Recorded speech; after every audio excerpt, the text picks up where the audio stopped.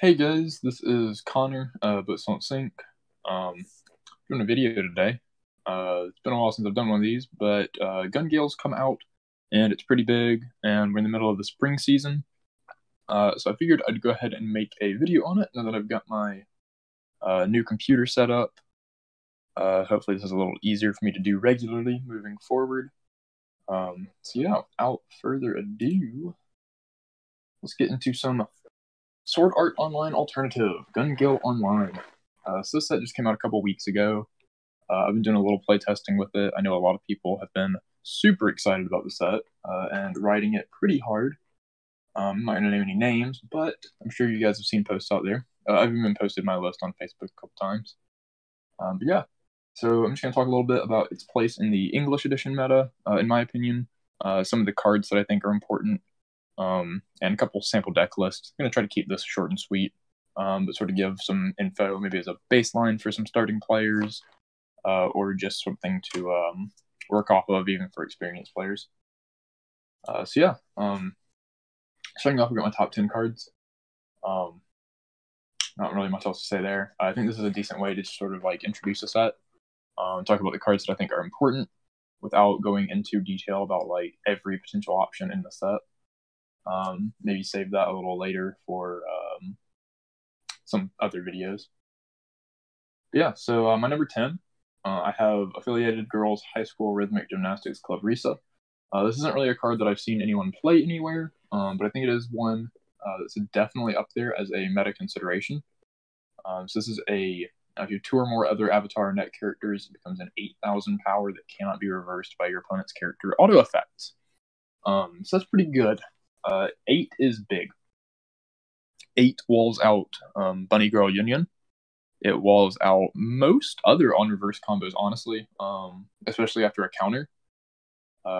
Pretty much everything except for like some really buffed up errands, apart from counter. Like Astolfo is never reversing this. Even the 2/1 Joker is going to struggle to reverse this a lot of the time if you have counter. And then cannot be reversed by auto effects means that Gale mirrors playing the comeback level 1 combo from the trial deck aren't going to be able to bomb you. Any sets that get bombed moving forward aren't going to be able to bomb you. Chica can't bomb you, which Chica is a really big one. So like denying both Chica and Bunny Girl Union, I think is really good right now. So this card obviously doesn't go into like every build of Gale, but the ones that can either like play standby to get it out efficiently, or are playing some of the stock charging engines that the set has, so that this 1 cost character isn't much of a liability. I think this is a huge meta consideration that can be potentially pretty impactful. So moving on to our number 9, we have Devil Pitohui. So this is the blue level 3 for the set at double rare. It heals on play. It has a climax combo. It's a climax combo that we've been getting pretty often. Recently we saw it on the Shaoran level 3 for card captor. It's on attack, you pay 1, you gain power. This one gains 4,000. And reveal top card of your deck. If it's level 1 or lower, deal 1 damage to your opponent. If it's level 2 or higher, you deal 2 damage to your opponent. This one combos with a gate climax, you can see there. The reason I have this rated so high is that this set does not have very many finishers. And this is actually part of the, in my opinion, most powerful finishing top end that this deck has available to it. Blue's not an amazing color in this set. It's more of just a utility color. But between this healing and being part of a powerful top end, I think this is fairly comparable to like a Xenon, right? And Xenon sees play for sure in Sword Art Online. This isn't just like chunking as much damage at the opponent on its own, but there are setups that can get it there. So we'll talk a little more about that later. But I think this card's pretty good, if only because it's like your only real top end that this set has to offer. Moving to number 8, we have Brimming with Fighting Spirit Len. So this is a 3/2 green, double rare 95. So this gets -1 level if Obstinate Death Wish Pitohui is near a clock. So that's the 0/0 that you see pictured there. It becomes 10/5, all your characters are Avatar net, and on play you can ditch 1, heal to stock. So I have this rated because this is a super easy early play, and it's super efficient. Gale typically doesn't have much issue with hand. if you're playing like the comeback builds or whatever. So you can, the ditch one is pretty easy. Sending healing to stock rather, makes this one cost. So you can multi-field early plays pretty easily. And it heals I didn't mention it, it heals the bottom card of your clock to your stock, which is even better because it means that if you clock the Pito Hui for turn, you can still heal multiple times without getting rid of your early play condition. So this is just a really efficient, it's an efficient healer. It dodges anti-heal. Kantai is seeing play right now. So it's efficient, dodges anti-heal, helps you with like multiple early playing. So yeah, overall, I think this is really good. Obstinate Death Wish Pito Hui is a really good card that you're probably playing anyway. So this kind of slots in without much, there's not really much drawback to playing this card. Worst case scenario, it's your healer anyway. It's a really good healer. So yeah, it's my number 8 slot. Moving up to number 7, we have Best Tactic Up Their Sleeves for Kajiro. So this is a level assist. The big part here is the replay effect. At the beginning of your opponent's attack phase, deploy a smoke screen. It's one of my favorite lines of text in this game so far, honestly. So we have replay, deploy a smoke screen. Your opponent puts the top card of your opponent's deck into his or her waiting room. If that card's level 1 or higher, this gets the following ability until end of turn. You cannot receive 1 or less damage by auto effects of your opponent's characters. So this is stopping like Mikasa 3-2. It's stopping Yami. It's stopping Yos that hit 1s. It's stopping opposing Gun Gale that tries to burn 1. It stops Link Strike Liz. Well, it stops Joker that flips 1s. Stops Skull cancel burns. It stops a good bit of stuff. It doesn't stop everything in the world. Obviously, like Yo's flipping 3s, it still kills you. Joker's flipping 3s, still kills you. Kawaruko moving forward, once we get Review Starlight in a few weeks, still kills you. Yukina still kills you. So it's like a lot of things it doesn't stop. But stopping like Mikasa and stuff like that is relevant. It's definitely something to take note of. And there's not really any opportunity cost here, right? Because this is a level assist. So it's kind of something that you want to slap in your back row to protect your, or not protect, but make your early plays bigger anyway. So like the card that we just looked at becomes a 12k with this behind it, which is much more reasonable to protect than a 10-5. So this is kind of a card that you can put in your deck, and it's not really eating up slots that you would have wanted anything else for. And then the anti-burn effect is just a very unique effect. This is the only set in English that can feasibly play anti-burn, just because Log Horizon's not a real deck, as much as I hate to say that. So yeah, this sort of gives you a niche in the meta that's unique, and doesn't really take away from your deck to play it. Like, you can still play a good deck and throw this into it. So yeah, I think it's my number 7 slot. Moving up to number 6, we have Promise to Be Kept lens. This is another level 3 lens, also green. It becomes also 10-5. Recurring themes here. This one's requirement to become 10-5 is if you have another level 3 or higher character, which seems kind of strange, but this can be placed on the stage at level 2. I use the mill effect there. When it's placed on stage from your hand or by the auto effect of cleansing with grenades for Kajiro, you can put the top card of your clock into your waiting room, so it heals. And then on attack, you can discard 2 to deal 1 damage. So cleansing with grenades for Kajiro is an early play that can summon it. It's like the Mirai ticket Chica into Yo sort of engine. So that's how this comes out at level 2. I think this card's not insane, but it gets my 6 because it doubles as both a healer and a finisher. And when you factor in that it's sort of part of an early play package, being a healer and a finisher makes this really good. And 10-5, again, with the level assist behind it, you're 12. That's pretty reasonable to protect. This set also has anti-change counters, so you can just sort of wall off and protect yourself from other early plays. So yeah, I think this card's a solid 6. This is something that you can play at level 2, you can play it at level 3, it has multiple roles that it fulfills, so it's a pretty good card. Moving into number 5, I've got Question About Chances of Winning Len. So this is a level 0, it's 3k. Character facing this gets Encore for 2 stock. which is like, seems like the most meaningless drawback ever, really. Like, 2 stock, a pay 2 plus isn't great. And when it's a pay 2 plus into the same character that just died, it's even less great. Unless you're putting this across from like an early play, maybe. But like at level 0, realistically fielding this, like, oh boy, your opponent got to, you know, pay 2 to encore their Ricky. That's pretty good. No, not really. So pretty meaningless drawback, honestly. And its other effect is clean cut effect. When its battle opponent becomes reversed, choose one of the other avatar or net characters, rest it, move it to an open position of your backstage. So that's already a really good effect. A lot of you are probably familiar with like Time to Get Serious Kirito that has this effect. And there's a Mordred as well in Fate Apocrypha that has it. And a couple other cards here and there. This one is pretty cool because it is 3,000 power base, which means you can you beat out anything that's not an oversize, just inherently offense and defense. And if your opponent messes up, they crash into this on defense, and you might be able to save a character. I don't know why they didn't just side it, but who knows? Maybe they're playing like Sugaha Drop Search or something. So yeah, like, this gets you a plus on offense, probably gets you a plus on defense.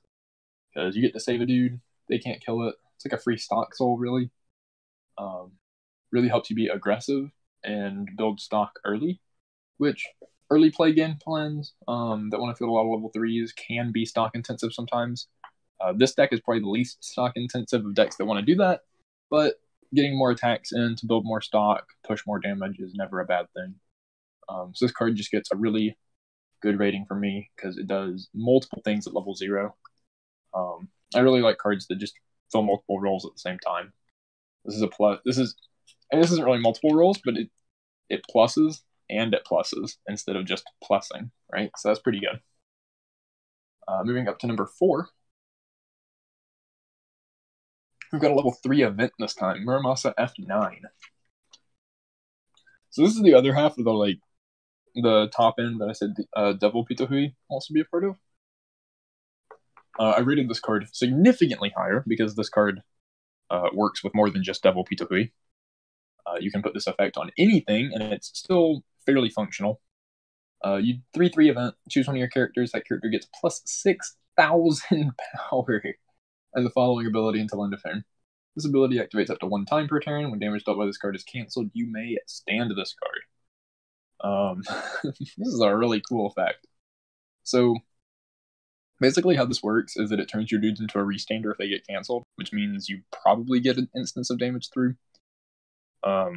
When this gets real scary is when you start like building your own Marika, and you go, say you put it on Devil Pitohui, you're like, on attack, pay 1, deal 1. Cool. If you cancel that, I stand, still hit you, attack again, pay 1 again, burn you again, hit you again. Or if you take the 1 and then cancel my attack, then I also stand, swing again, pay 1, burn you again, hit you again. So you're getting 4 instances of damage there. And if they just eat the burn and the damage, then cool. They took like 4 to 5 damage. You probably win anyway. The goal of that deck is probably just going to be like slamming 2 Devils and 2 Muramasas and having 2 Marikas on board, essentially. JP Marikas, like the real deal, the scary ones. It's effectively the same cost, too. Just requires more specific cards. But, you know, that's fair these days. The other thing you can put it on is like the trial deck Pitohui, which is on reverse, pay 2, discard 2, deal 5, which is a much heftier cost and might not be as realistic. But burning 5 and restanding if they cancel is pretty good. So, you know, that's always a consideration. But, like, worst case scenario, you can just slap this on, like, the 3/2 Len that's on attack, ditch 2, deal 1. And if they cancel your 1, you restand. If they don't cancel your 1, they took a damage. And you might restand off your attack anyway. This also has really good synergies with the Brainstorm, which, spoiler alert, we're going to talk about in a couple cards. So, yeah, I think this card is just an amazing top end, actually. I initially tested like the early play heavy build, but the more I think about this card, the more I really want to test this like actual just explosive finisher top end build. So yeah, moving off of this one, moving to the next one, we've got number 3, Cleansing with Grenades for Kajiro. So I have this one rated much higher than its partner, just because this is the actual early play. The condition here is experience, having itself and the 3/2 Lend that it summons both in your level zone. And you get on play, pay 1, summon the Lend. So this is the card that you want to keep looping, right? You want to play the Fukajiro, summon the Lend. Next turn, they kill the Fukajiro or the Lend. You just play another one, summon another one. You can two level 3s for 3 stock every turn. Even if you're like at level 3 and want your healer, you'd almost rather have the Fukajiro, because you can play the Fukajiro and also get the Lend for 1 stock and still get your heal, still get your burns. It's just really efficient. And it's a lot of what makes the red build of this deck so good. There's not really a whole lot else to say. I'm sure by this point everyone like realizes the strength of like the Mirai ticket engine, and that's basically what this is. It's a little less explosive, more consistent, I guess, but it's very similar to the Mirai ticket engine from Love Live Sunshine. So moving up to my number 2, we have Insightful Shooter Lamb. So this is the Brainstorm. It's a pay 1, rest itself, salvage Brainstorm, so it's already pretty good. You can just slap it in your back row on its own. You don't need other things to rest. It's not restricted on what you salvage, so it just gets you whatever. And then the other effect is why I've got this rated so much higher, is because on play, look at 2 cards in the top of your opponent's deck, put them back in the original order. You don't get to change anything. This card would probably be broken if you did, but you get knowledge, and knowledge is pretty good in this game. Knowledge is especially good when you have an early play that deals 1 on attack, because it tells you where the climax is. So if like climax on top, you swing with your early play, deal 1, snipe it off, hit them for 3 or 2, whatever. If the climax is like second card, you go, cool, I'll swing with my level 0 in the 3rd lane, hit you for 1, then swing with my early play, deal 1, snipe the climax, hit you for 2 or 3. It's also real good with Muramasa F9. If you look at the top and you see, hey, that's a climax. Cool, let me swing with my character with Muramasa effect on it. Burn you, hit you, oops, you canceled. I knew that would happen. Stand, burn you, hit you again. It's just like, it's really good synergy. Like, it's great. Even early game, this card's pretty good, because you can, if you have like both frontal and direct attacks, or if you're playing a climax that turn and have like direct attacks, side attacks, and frontal attacks, where you can manipulate your damage really well, it lets you always throw your like smallest attack into the climax and basically get the most out of your attacks. So it lets you get really good efficient damage output. And hey, if you look at the top 2 and they're both clean, then you're like, cool, I'll just, direct attack first, because I know it's probably going to stick, and then I'll save my smaller swings for later. So yeah, this card's just like, information is a very powerful tool in this game, and this deck can utilize the information very well. So this card gets an A+ from me. And moving on to the number 1, no surprise, Obstinate Death Wish Pitahui. So first effect is the like pseudo Riki that we've been getting in like Apocrypha, sets like that. On play, put the top card of your stock into your clock. Search your deck for a cost of 0 or lower. Avatar a net character with level equal to or lower than your level. So if you're level 0, you get a 0/0. If you're level 1, you can get a 1/0 or 0/0. If you're level 2, you can get a 2/0, but those don't exist, so have fun. A lot of times, I'm just getting like another copy for self or getting a Brainstorm onto board. Level 1, I might be getting my level 1 combo onto board. Just like combo. Get card advantage. Second effect is what kind of pushes this card way over any other versions of it. It has on attack, pay 1 if you do perform a trigger check twice. So Twin Drive, as we like to call it from Vanguard. Which, if you didn't know, this is stock neutral. Normally you'd attack, get 1 stock. Now you lose 1 stock and get 2 stocks. You're still gaining the same number of stock. Lets you pay out climaxes mid-attack phase, which is really powerful. Also, in decks that play lots of plussing triggers, lets you get more chances to hit them. This is really good with standby. It gives you more chances to hit standby. It's really good in a deck that plays 8 comeback triggers because it gives you more chance to get card advantage. But yeah, so this card pluses, and then it gets you through your deck quicker, gives you more chances to plus again, and gives you like utility to pay out climaxes, stuff like that. Really powerful. It's also the early play condition for the heal to stock, so you kind of just like just play 4. Like the game's just telling you to play 4 of this card. It's really good. But yeah, the utility is amazing. Like a lot of times you'll just play it, use its first effect to get another copy of itself, and just go twin drive, and like hit a climax or 2, pay it out, get extra cards in your hand, selectivity, good stuff. So yeah, this card's just, it's great. Honestly, like at all stages in the game. If you just have to like slap this down at level 2, you're like, cool. If I trigger a climax, it's not getting stuck in my stock. Cool. I might have more chances to plus. So yeah, this card's real good.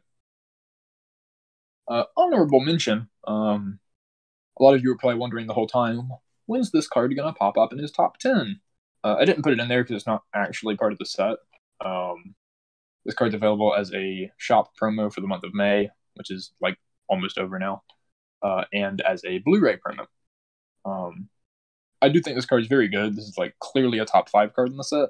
Didn't put it in there because, you know, I don't know. It felt weird since it's not actually in the set. You have to do other things to get it. So it's my honorable mention. Confident in her dexterity, Len. On play, pay 1, discard 1, choose an avatar net in your waiting room, return it to hand, choose a character, give it 1,000.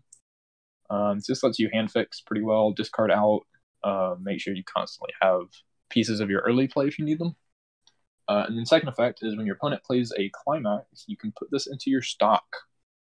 So this dodges reverse combos, which works really well with runners. So like if you have a full board, they put a dude in front of your runner, play a climax, you pop this, run to the slot it was in.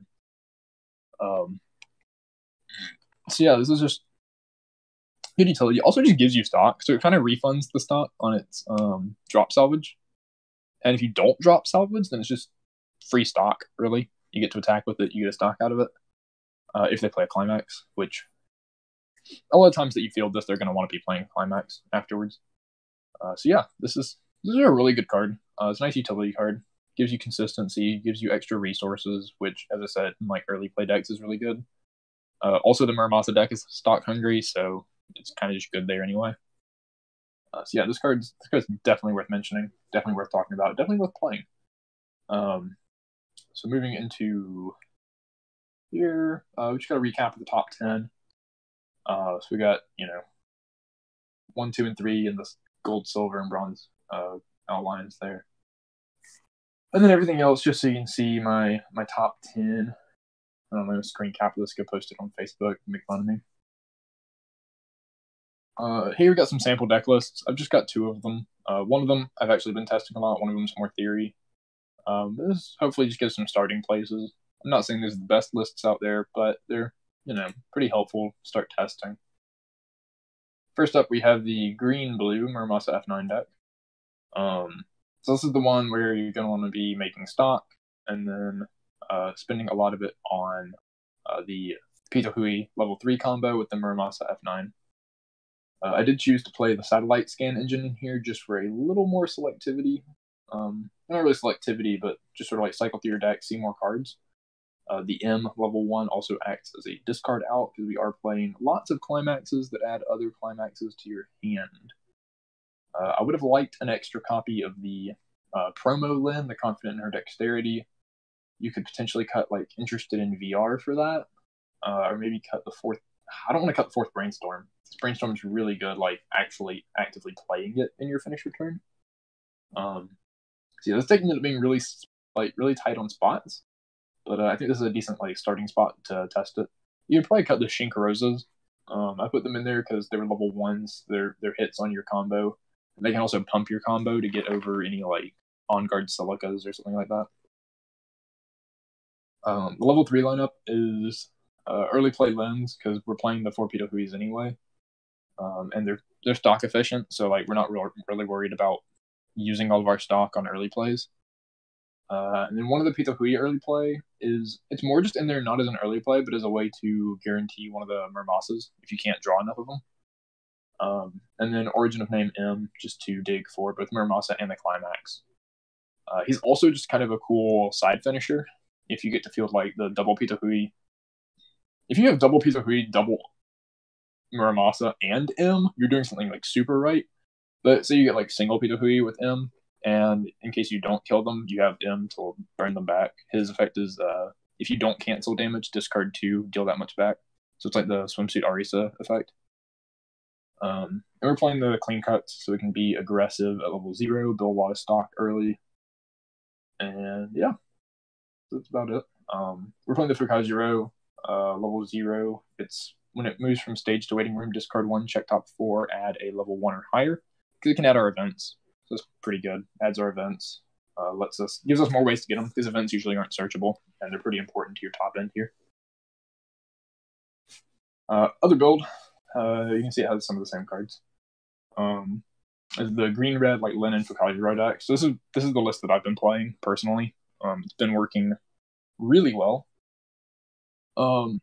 16 level 3s. It's just play sets of the early plays, and then play sets of the level 3 Insane Len. Which, I'm going to be honest, I don't play all that often, but it combos with the Climax that we play anyway, because this deck really just wants the 8 comebacks for card advantage. Like I said when I was talking about the Pita Hui, we're just sort of twin driving into comebacks and always having cards in our hand, which always having cards in our hand makes anti-change counter pretty easy, makes early playing a bunch pretty easy. Our only level 1s are the Climax combo. You do try to do this pretty often just because it sort of gets the cards in hand rolling. And it's a bomb, so, you kill, like, Kantai with it, you kill On Guard Silica, but they can just Encore that. You kill big things, whatever. You also sort of, like, discourage people from attacking into you with combos, because, like, nobody wants to swing their Prinz into that. Nobody wants to swing their Aaron into that. Like, they get their gear, but their Aaron dies, so... it's pretty good. The globals are just there to level swap to ensure, in worst case scenario, that we do get our experience requirement. Because without experience, this deck is not that great. We got the runners, more just denying opposing combos. Doesn't really matter a whole lot to set up our own. You can swap those for clean cuts if you want to be a little more aggressive. I'm just playing for the slightly slower, because this deck's not as stock hungry. And I like runners being able to deny effects. So, yeah. That's about it on this list. So, thank you guys for watching. You can see on here, obviously my YouTube is BoatsDon'tSink. That's probably where you're watching this right now. You can follow me on Twitter at BoatsDon'tSink. I tweet a lot about the game. A lot of it's like card updates for Japanese players, but whatever. I post a little bit every now and then. My Schwartz Global community on Facebook. If you're not a member, you should go join. It's a very large community with players all over the world. You can buy, sell, discuss decks, etc. And the Card Games Discord. The URL there is kind of long and confusing. I apologize for that. We don't have a custom URL. There's also the competitive Y Schwartz Discord, which I don't have a URL for at all because it always just expires after one day, so it's kind of useless. But please look those up. Please join. Really good active communities on there. They'll help you with deck builds. They'll help you with whatever they can discuss, meet up at events, etc. So yeah, thank you guys for watching. I'll hopefully have another one of these coming out soon for Bang Dream Multi-Live. And I'll see you then.